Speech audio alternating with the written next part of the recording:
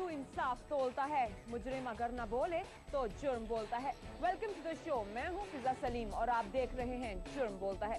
देखिए आज की एपिसोड में कैसे शक के कदम मक्तल तक पहुंच गए, लहू पानी की तरह बहने लगा। मगर वजह तनाजा क्या थी? गैर इखलाकी हरकत कब बंद होगा ये बाब? कैसे पीतल सोना बन गया? बात सुर्ख जोड़े से कफन तक कैसे पहुंची? कानून के नाम पर जुर्म का बाजार गरम, जब सर का साई घर पर ना हो तो क्या होता है? और इसके अलावा देखिए और भी बहुत कुछ सिर्फ आज के एपिसोड में। कैसे जमींदार मुलाजिम का दुश्मन बन गया? आखिर किस चीज ने कानून को मुलजिम पर हाथ डालने से रोके रखा?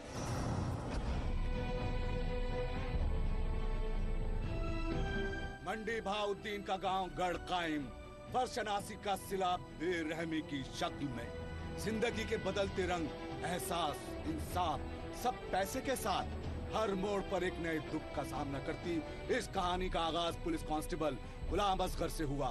10 बहन भाइयों के दरमियान हंसी खुशी जिंदगी गुजारता ये नौजवान पाक फौज में चंद साल मुलाजिम रहा, लेकिन ये मुलाजमत छोड़कर 4 साल पहले कराची पुलिस में बतौर सिपाही भर्ती हो गया और कराची के इलाके थाना नाजिमाबाद में कांस्टेबल के फराइज अदा करने लगा। एक रोज नाजिमाबाद के इलाके में घर में डकैती की इत्तला पर अपने अफसरान और दीगर साथियों के साथ मौके वारदात पर पहुंचा, लेकिन डाकुओं के साथ होने वाले पुलिस मुकाबले में गोली लगने से उसका बाजू शदीद जख्मी हो गया।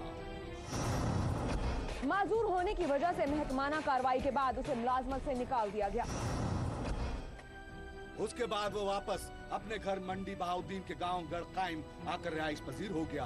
अपने फराइज की बजावरी करते हुए मुल्क के समाज दुश्मन अनासिर के खिलाफ सीना सपर होने वाला गुलाम असगर अपने गांव गढ़ कायम में मामूल की जिंदगी के दिन गुजार रहा था। मकामी जमींदार अकरम गोंदल के घर काम का दिन 10 अगस्त 2011 उस पर बहुत भारी था।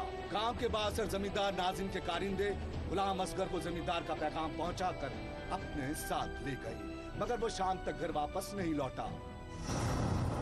तो क्या वो जमींदार की कैद में था या कोई और मुश्किल आन पड़ी थी? यही जानने के लिए उसके वर्षा तलाश में निकले, लेकिन कहीं से उन्हें उसकी कोई खबर नहीं मिली। जमींदार से इस बारे में पूछा गया तो उसने भी साफ इनकार कर दिया। मायूस होकर अहमद यार के बड़े भाई गुलाम शब्बीर ने पुलिस थाना मियाना गोंदल को अपने भाई गुलाम असगर के अगवा की इत्तला दी, लेकिन पुलिस ने भी कोई कार्रवाई नहीं की। तुम्हारे भाई की लाश ओपी बंगला नहर के मकाम पर पड़ी है, उसे उठा लो और ज्यादा शोर शराबे की जरूरत नहीं, वरना तुम्हारा हशर भी उस जैसा होगा। गुलाम शब्बीर भाई के कत्ल की खबर सुनकर अपने रिश्तेदारों के साथ मौके वारदात पर पहुंचा, मगर लाश पूरा दिन एसएचओ थाना कोट मोमिन के इंतजार में सड़क पर पड़ी रही। मकतूल के भाई और अजीजों रिश्तेदार लाश के गिर्द रोते पीटते रहे। उन्हें बताया कि एसएचओ रब नवाज इस वक्त डीआईजी के साथ ड्यूटी पर है, वो खुद आकर जाए वारदात देखेंगे और लाश उठाने का हुक्म देंगे। शाम के 5 बज गए और उर्सा लाश के गिर्द बैठे एसएचओ साहब का इंतजार करते रहे। आखिर खुदा खुदा करके एसएचओ ने लाश थाना कोट मोमिन लाने का हुक्म दे दिया और डॉक्टर को मुआयने के लिए थाने में ही बुलवा लिया, जिसने बताया कि उसकी मौत ट्रैफिक हादसे में गर्दन की हड्डी टूट जाने से हुई है, लेकिन पोस्टमार्टम होने के बाद सूरत हाल सामने आएगी। लाश पोस्टमार्टम के लिए सिविल अस्पताल कोट मोमिन लाई गई, जहां डॉक्टर मजहर हरल ने पोस्टमार्टम करने से ये कहकर इनकार कर दिया कि वो इसका पोस्टमार्टम नहीं कर सकता, उसका पोस्टमार्टम मंडी बहाउद्दीन में होगा। इनका मुकदमा भी वहीं पर दर्ज होगा और पोस्टमार्टम भी। थाना कोट मोमिन के थानेदार रब नवाज ने लाश को मंडी बहाउद्दीन ले जाने का हुक्म दिया। मुर्सा मरते क्या ना करते, आखिर उन्होंने मुकदमे के इंदराज और पोस्टमार्टम के लिए डीएसपी कोट मोमिन से राबिता किया, लेकिन उनकी दाद रसी नहीं हो सकी। मकतूल के मुर्सा पुलिस के साबिक कांस्टेबल गुलाम असगर की लाश उठाकर रोते धोते रात 12 बजे थाना मियानी गोंदल आ गए, जहां उन्हें देखकर थाना मियाना गोंदल का दरवाजा बंद कर दिया गया और कहा गया कि वो लाश उठाकर चले जाएं, वरना उन्हें डंडे मारकर भगा दिया जाएगा। लवाई की रात भर मकतूल की लाश लेकर थाना मियाना गोंदल के बाहर बेयार मददगार बैठे गए। सुबह होने पर अपने प्यारे गुलाम असगर की लाश दफन के लिए गांव ले जाने के लिए अपने घर राबिता किया और कब्र का इंतजाम करने को कहा, लेकिन जमींदार ने जुल्म की इंतहा कर दी। लाश को कब्रिस्तान में दफन करने पर संगीन नताइज की धमकी दी जाने लगी। खौफजदा सहमे और डरे हुए वर्षा की सांसें रुक गईं। बेगुनाह को इंसाफ देने के लिए न जमीन फटी और न आसमान गिरा। काली वर्दी ने इंसाफ न दिया तो गांव की आबा व अजदाद की जमीन भी जालिमों ने उनके लिए तंग कर दी। गुलाम शब्बीर और उसका खानदान मकान को ताला लगाकर निहाना गोंदल से लाश उठाकर सरगोदा के इलाके हलरवान ले गए और मकतूल को दफनाने की तैयारी की जाने लगी। बुरसा अब भी किसी मसीहा के इंतजार में थे, मगर कोई ना आया। ना ही मुकदमे का इंदराज हो सका और ना ही पोस्टमार्टम। मकतूल को आहों और सिसकियों के साथ दफन कर दिया गया, मगर दुखों से निढाल उस खानदान ने इंसाफ के लिए हिम्मत नहीं हारी। आखिरकार मीडिया पर खबर आने के बाद मंडी भाउद्दीन के थाना म्याना गोंदल में पुलिस ने 6 दिन बाद 6 नामजद मुल्जिमान लियाकत, रफाकत, कासिम, शाहिद, शहबाज और सैफ के खिलाफ मुकदमा दर्ज कर लिया। लेकिन पुलिस ने 2 मुल्जिमान को गिरफ्तार करके 2 दिन बाद ही रिहा कर दिया। पुलिस ने मजिस्ट्रेट की सरबराही में पोस्टमार्टम सरगोदा से कराने के बाद उसकी अज्जा केमिकल लेबोरेटरी लाहौर की विरसा कर दी। पोस्टमार्टम अज्जा केमिकल लेबोरेटरी भिजवा दिए गए, मगर ये सवाल अभी भी जवाब तलब था कि आखिर गुलाम असगर की उन लोगों से दुश्मनी क्या थी। दुश्मनी की खोज में जब जुर्म बोलता है कि टीम ने मकतूल के भाई से हकाइक जानने की कोशिश की तो बताया गया कि मनशियात के कारोबार में तारड़ ग्रुप और बीठे ग्रुप एक दूसरे के मुखालिफ थे और ये मुखालिफत दुश्मनी का रूप धार गई। मकतूल मीठे ग्रुप के अकरम गोंदल के घर काम करता और उसके भतीजे मजहर के साथ उसकी गहरी दोस्ती थी। मौका पाकर तारड़ ग्रुप ने मजहर को कत्ल कर दिया, मगर 15 दिन के बाद अकरम गोंदल ने इल्जाम लगाया कि कत्ल से पहले मुखबिरी असगर ने की थी, जिसकी पादाश में असगर को भी मौत के घाट उतार दिया गया। लेकिन असगर के बुरसा का कहना है कि उस पर लगाया गया इल्जाम सरासर गलत था, क्योंकि मजहर की मुखबिरी में उसका कोई हाथ नहीं था। अभी तफ्तीश जारी है और जल्द या बदेर मजीद इंकशाफात मुतवक्किल हैं और पोस्टमार्टम रिपोर्ट के बाद इस कत्ल की तह तक जाना आसान हो जाएगा, क्योंकि जुर्म बोलता है। हाँ, जुर्म बोलता है, लेकिन 5 माह गुजरने के बावजूद अभी तक पोस्टमार्टम रिपोर्ट मौसूल न हो सकी। बुरसा पोस्टमार्टम रिपोर्ट के इंतजार में, जबकि दूसरी तरफ मुकदमे की पैरवी के लिए बुरसा को संगीन नताइज की धमकियां दी जा रही हैं। लेकिन एक सवाल अब भी जवाब तलब था कि आखिर गुलाम असगर को किस जुर्म की सजा दी गई। यह है मकतूल का 9 साला बेटा, जिसकी आंखों से बहते आंसू इंसाफ की अपील कर रहे हैं। लेकिन मुल्जिमान अब उसकी जान के दर पे हैं। यही वजह है कि 9 साला मुसद्दिक हैदर को उसके चचा के पास कराची भेज दिया गया है कि शायद ये वहाँ महफूज रह सके। मगर याद रखिए, जब समाज दुश्मन बन जाए और समाज दुश्मन अनासिर के सामने सीना सपर हो जाने वाले नौजवान को अपने ही महकमे वाले फरामोश कर दें तो फिर जुर्म होता है। नौजवान के कत्ल के बाद अगली कहानी काला बाग के एक ऐसे शख्स की है जिसने कानून के नाम पर जुर्म का बाजार गर्म कर दिया।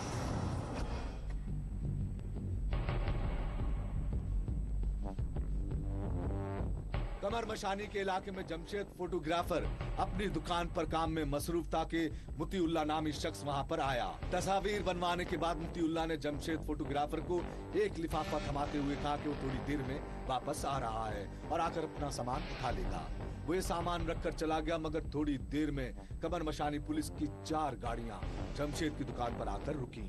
उनके साथ ही एफआईए का सब इंस्पेक्टर और एफआईए के दीगर 2 एहलकार भी मौजूद थे। वो तेजी के साथ गाड़ियों से उतरे और आते ही फोटोग्राफर शॉप की तलाशी लेना शुरू कर दी। आखिर उन्हें किस चीज की तलाश थी? कोई साजिश थी या गलतफहमी? ये दिखाएंगे आपको, लेकिन एक शॉर्ट ब्रेक के बाद। हाँ, ये बात जमशेद की समझ में नहीं आई, लेकिन पुलिस एहलकार उसी लिफाफे को बरामद करके जमशेद के सामने ले आए। आखिर उस लिफाफे में ऐसा क्या था जिसकी खोज में इतनी बड़ी तादाद में पुलिस एहलकार और गाड़ियां वहां तक पहुंची थीं। लिफाफा खोला गया तो उसमें 5 पासपोर्ट के साथ मुतीउल्लाह की तस्वीरें थी।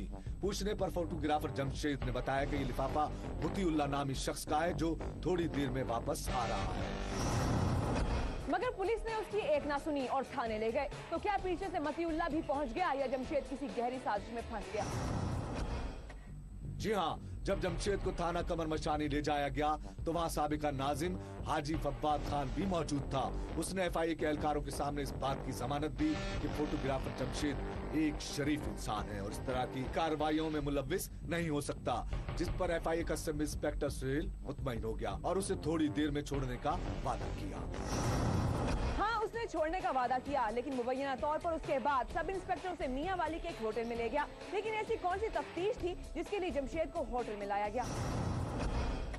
जमशेद के मुताबिक उसे रिहा करने के बजाय होटल में डरा धमकाकर 1 लाख रुपए रिश्वत तलब की गई। फोटोग्राफर की मिन्नत समाजत पर वो लोग 50,000 रुपए पे राजी हो गए। जमशेद ने अपने भाइयों को रकम का बंदोबस्त करने का कहा। उसके भाई उधार मांग कर रकम ले आए तो तब कहीं जाकर जमशेद की जान बख्शी गई, जिसके बाद सब इंस्पेक्टर ने वो 5 पासपोर्ट वापस कर दिए।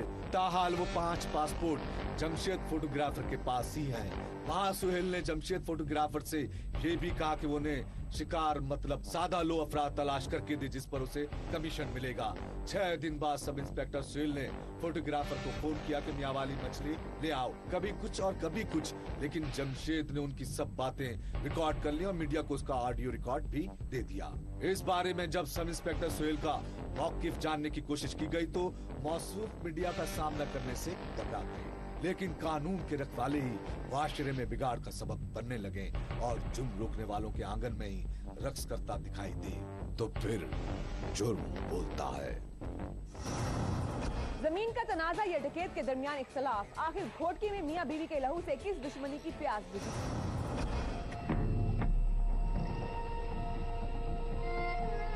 धैरकी के करीब खैंजो के मकाम पर गुस्से, इंतकाम और इश्तियाल के सामने खून पानी की तरह बहने लगा और रिश्ते बेमानी हो गए।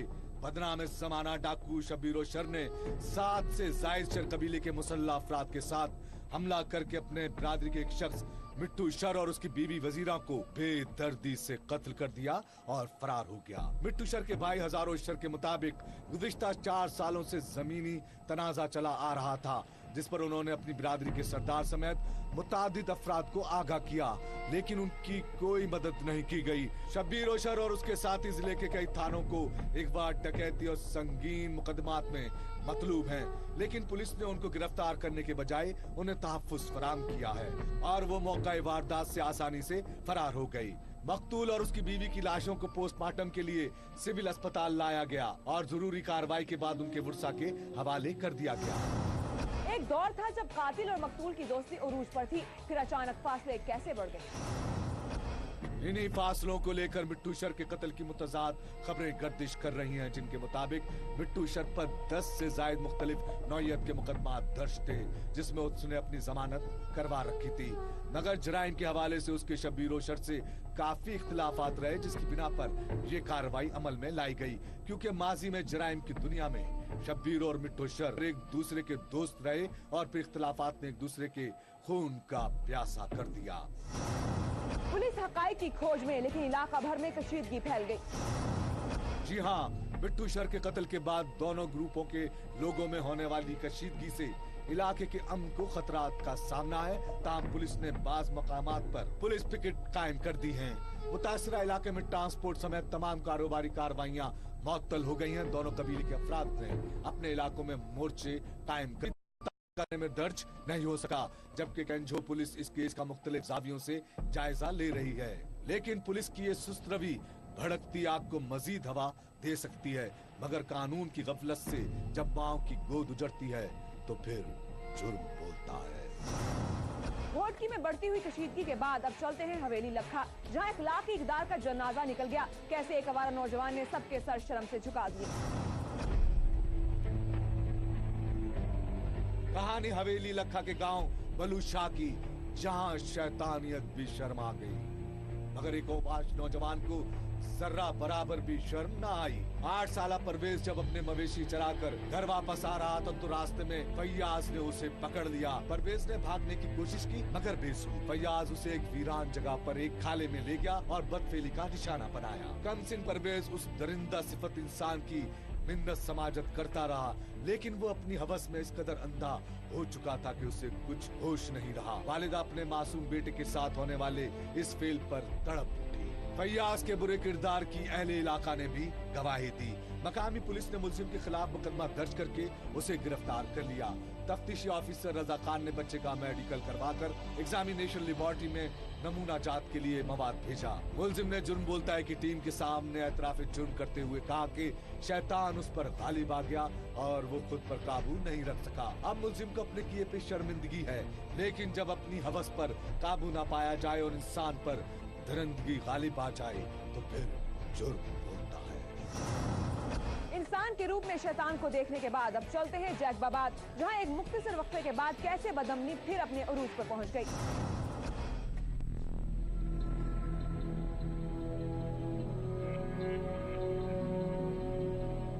दिन दिहाड़े रहजनी, डकैती, अगवा और कत्ल की बढ़ती हुई वारदातों के सामने पुलिस बेबस दिखाई दी और इस बार बलूचिस्तान से ताल्लुक रखने वाला अब्दुल करीम कोसो डकैतों के निशाने पर था। वो जैकबाबाद शहर में कायम निजी बैंक से लाखों रुपए की नकदी निकलवाकर अपनी कार में सवार होकर वापस जा रहा था कि मोटरसाइकिल पर सवार 3 मुसल्ला डाकुओं ने उसका ताक़ुब किया। ताहम वो मुनासिब जगह और वक्त के इंतजार में थे। अब्दुल करीम शहर की मुख्तलिफ सड़कों और इलाकों से गुजरते हुए सिविल लाइन थाने की हुदूद में कायम बिस्मिल्लाह बाग मोहल्ले के इलाके एयरपोर्ट रोड पर पहुंचा तो डाकू अब भी उसके ताक़ुब में थे। लोगों की आमदोरफ्त कम देखकर मौके से फायदा उठाते हुए तीनों मुसल्ला अफराद ने कार रोककर असलहे के जोर पर अब्दुल करीम कोसो से लाखों रुपए की रकम छीनने की कोशिश की। लेकिन उम्र भर की कमाई पल भर में उनकी झोली में डाल देना आसान न था। यही वजह थी कि अब्दुल करीम ने मज़ाहमत की तो क्या वो डकैत के हाथों लुटने से बच गया, ये दिखाएंगे आपको, लेकिन एक शॉर्ट ब्रेक के बाद कहीं जाइएगा। Welcome back. अब्दुल करीम की जानिब से मज़ाहमत पर मुसल्ला अफराद ने भी फायरिंग शुरू कर दी। फायरिंग की जद में आकर अब्दुल करीम कोसो शदीद जख्मी हो गया, जबकि गोलियां लगने से शिकारपुर से ताल्लुक रखने वाला खतरनाक डाकू कलंदर बख्श सुंजरानी मौके पर ही हलाक हो गया। वाक़े की इत्तला शहर में जंगल की आग की तरह फैल गई। इत्तला मिलने पर पुलिस ने जख्मी अब्दुल करीम को सिविल अस्पताल पहुंचाया, जबकि हलाक होने वाले डाकू की लाश मैन सिविल अस्पताल के मुर्दा खाने में रख दी गई। दूसरी जानिब 2 मुसल्ला डाकू मोटरसाइकिल समेत फरार होने में कामयाब हो गई। ये पहला वाकया था जिसमें एक हमलावर हलाक हो गया। हुदूद की सिविल लाइन पुलिस ने जख्मी अब्दुल करीम कोसो के भतीजे मोहम्मद याकूब कोसो की मुद्दियत में हलाक होने वाले डाकू कलंदर बख्श सुंजरानी और 2 नामालूम अफराद के खिलाफ डकैती का मुकदमा दर्ज कर लिया है। दूसरी जानिब कई घंटे गुजर जाने के बावजूद खतरनाक डाकू कलंदर बख्श सुंजरानी की लाश सिविल अस्पताल के मुर्दा खाने में लावारिस हाल में पड़ी हुई है। ताल कोई भी वारिस लाश वसूल करने नहीं आया। जब पुलिस इस्लाहत के नाम पर पैसा लुटाया जाए मगर हालात जूं के तू रहे तो फिर जुर्म बोलता है। जंग में जालसाजों का एक नया ग्रोह सामने आ गया। कैसे पीतल को सोना बनाकर फरोख्त किया जाने लगा। सब इंस्पेक्टर थाना सैटेलाइट टाउन मोहम्मद मुस्तफा अपने एहलकारों के साथ गश्त पर था। पुलिस को एक मशकूक मर्द और औरत दिखाई दिए जो पुलिस को देखकर सहम गए। जाहिरी तौर पर मफलूकुल हाल नजर आने वाले उस जोड़े को गिरफ्तार करके तलाशी ली गई तो दोनों के पास जूतों के डिब्बों में से 44 लाख रुपए बरामद हुए। बज़ाहिर गुर्बत की तस्वीर बने उन दोनों के पास इतनी बड़ी रकम आखिर कहां से आई। मजीद तफ्तीश ने तफ्तीशी सब इंस्पेक्टर को भी हैरान कर दिया। आदमी का नाम बशीर और खातून का नाम हलीमा था, जो पीतल को सोना बनाकर बेचने वाले एक बैनुल सूबाई गिरोह का हिस्सा थे। लेकिन इस काम में इलाके के कुछ सुनार उनकी खास मदद करते। वो पीतल को इस तरह पॉलिश करते कि वो सोना दिखाई देता। जी हाँ, पीतल को सोने की शक्ल देकर। हालिया वारदात में उन्होंने एक कोयटा के आदमी को अपने जाल में फंसाया और उसको 5 किलो सोना बेचा, जिसमें पैसे की वसूली एक मकामी बैंक में हुई थी। 25 जनवरी को उन्हें कोर्ट में पेश किया गया तो कोयटा का वो शख्स अपना सोना, जो कि असल में पीतल था, उसे अपने साथ ले आया। हैरत की बात यह है कि अब कुछ लोग थाने आकर कह रहे हैं कि उनको भी पीतल सोना बनाकर बेचा गया। जराये के मुताबिक ये पैसा पुलिस के पास है और पुलिस अब खुद से भी ऐसे लोग खड़े कर रही है जो इस तरह का दावा कर रहे हैं ताकि 44 लाख में से अपना हिस्सा बचाया जा सके। जुर्म के खात्मे की खोज में जब कानून भी बहती गंगा में अपने हाथ धोना चाहे तो फिर जुर्म बोलता है। कराची के घर में ऐसा क्या हुआ कि शादी के 2 माह बाद ही बात शक से कत्ल तक पहुंच गई।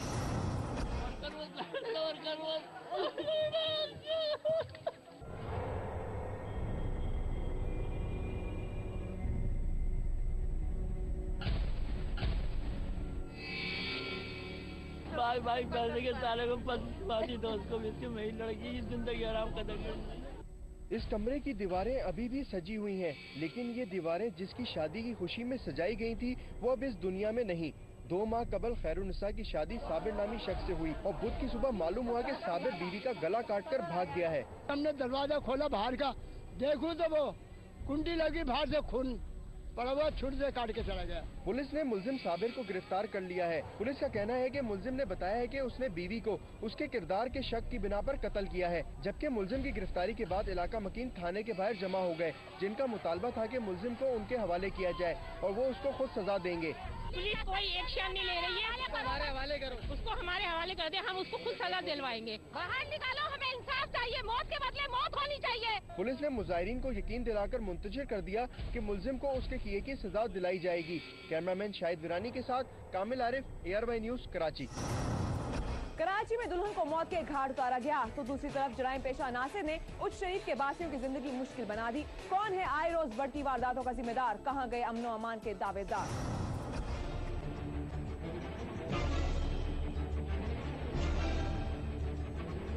31 दिसंबर 2011 साल का आखिरी सूरज डूबते ही सैयद अजमल गिलानी के घर वालों की जिंदगी में भी अंधेरा छा गया। अजमल गिलानी ने कालड़ा मोजा बेट अहमद में हिकमत की दुकान खुली हुई थी।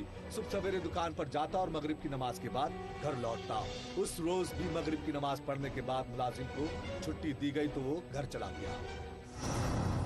हाँ, मुलाजिम घर चला गया लेकिन अजमल गिलानी घर नहीं पहुंचा। लेकिन वो दुकान पर भी नहीं था तो फिर आखिर वो कहाँ गया?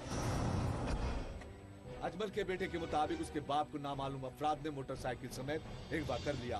उनके पास 77,000 रुपए भी थे जो कि 31 दिसंबर की सुबह वो घर से लेकर गए थे और कहा कि वो ये रकम लेन देन के लिए लेकर जा रहे हैं। अजमल गिलानी के बेटे और रिश्तेदारों ने उसकी बहुत तलाश की लेकिन कोई पता नहीं चल सका। उन्होंने पुलिस थाना उच्च शरीफ में दरख्वास्त दी जिस पर पुलिस ने मुकदमा दर्ज कर लिया, लेकिन उसके बाद पुलिस की तफ्तीश में कोई पेशरफ्त नहीं हो सकी। जबकि अगवा होने वाले अजमल गिलानी की मोटरसाइकिल चुनीगोट थाना की हुदूद से मिल गई जो कि उच्च शरीफ से 22 किलोमीटर के फासले पर है। जरूरत इस अम्र की है कि पुलिस मुतारिक होकर इस केस की तफ्तीश करे, क्योंकि जब कड़ी से कड़ी मिल रही हो और अगर पुलिस फिर भी मुल्जिमान की खोज ना लगा सके तो फिर जुर्म होता है। सैयद अजमल गिलानी का अगवा अभी वहीं पर था कि चोर उच्च शरीफ की एक दुकान में सफाया कर गए। गिलानी इमाम बारगाह के नजदीक मैन बाजार के अंदर करियाना मर्चेंट स्टोर का मालिक सुबह जब मामूल के मुताबिक दुकान खोलने आया तो देखा कि उसकी दुकान के ताले टूटे हुए थे, जिस पर उसने शोर और वावेला किया।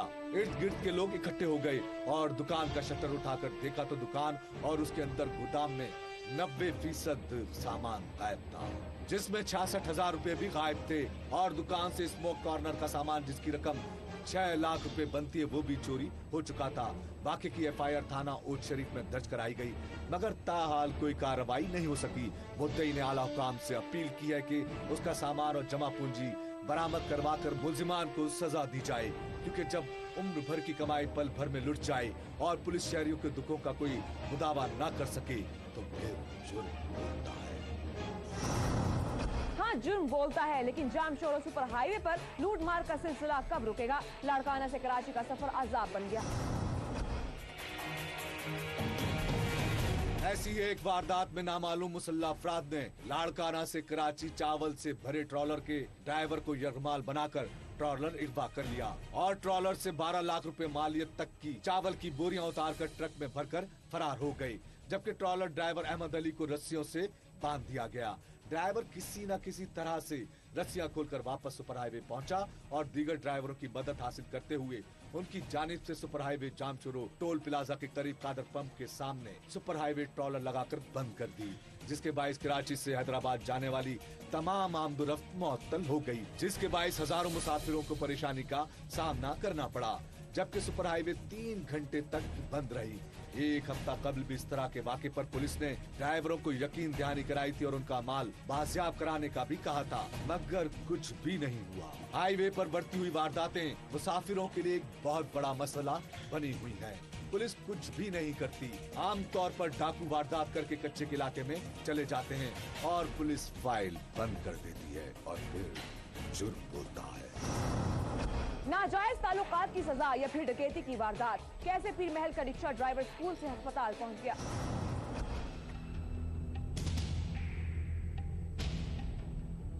कोलखोर्द का रिहायशी मोहम्मद तनवीर अहमद यार के यहाँ ड्राइवरी करता। इसी दौरान तनवीर ने अहमद यार की बहू से मुबैना तौर पर नाजायज ताल्लुकात उस्तवार कर लिए। 12 समझाने के बावजूद भी जब वो पास न आया तो मालिक ने उसे मुलाजमत से निकाल दिया, जिस पर तनवीर अहमद ने रक्षा चलाना शुरू कर दिया, लेकिन मुबैना तौर पर अपने ताल्लुकात जारी रखे। मगर लड़की के घर वाले भी बाखबर थे।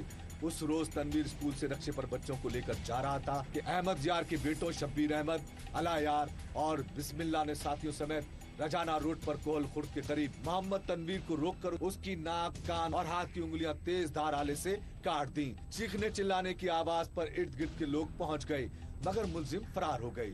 जख्मी तनवीर को फौरी तौर पर सिविल अस्पताल पीर महल पहुंचाया गया, जहां पर उसे तशवीशनाक हालत के पेश नजर डिस्ट्रिक्ट अस्पताल टोबा टेक सिंह मुंतकिल कर दिया गया और पुलिस ने मुलजिमान के खिलाफ कार्रवाई शुरू कर दी।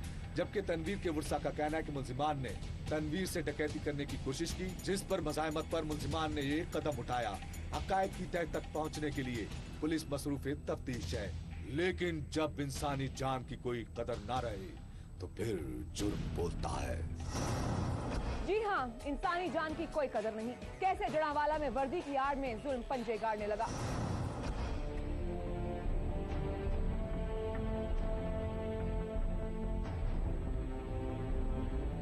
जड़ावाला के चक नंबर 36 गांव बे का रिहायशी अबू हुरैरा 14 जनवरी की रात 10 बजे के बाद क्रिसेंट कॉटन मिल्स जड़ावाला से ड्यूटी करके वापस घर जा रहा था कि पुलिस थाना सदर के मुलाजमीन ने उसे पकड़ लिया और 9 रोज तक उसे मुख्तलिफ जगहों पर ले जाकर तशद्दुद का निशाना बनाते रहे, जिससे उसके दोनों बाजू नाकारा हो गई। पुलिस एहलकारों को शक था कि वो डकैती की वारदातों में मुलविस है।